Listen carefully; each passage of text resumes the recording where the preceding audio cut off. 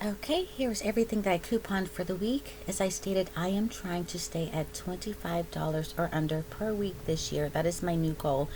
And by sharing, I keep myself accountable. My first coupon deal was done at CVS. I did pretty good. I used extra bucks and CBTs and ECBs, whatever, and I paid $6.23. I'm still learning the lingo there. Not bad for everything that I got. Also at CVS, I found another deal for the Colgate and the toothpaste, and I only paid $5 after ECBs and coupons. That was a pretty good deal. I'm happy with that one. While I was there, I should have stopped while I was ahead. I didn't need this, but there was a 40% off and a coupon, so I paid $2.23. I then went to Walgreens because we had those amazing coupons that were 5 off when you spend 10 or 5 off when you spend 15. This is a 5 off 15. So I spent $4.57 on this transaction.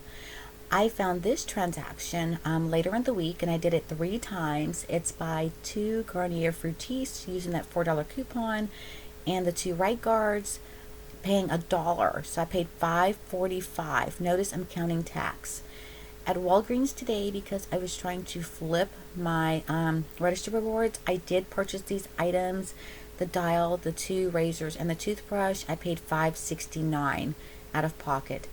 I found that the Love and Beauty products were on sale 70% off, so was the wrapping paper.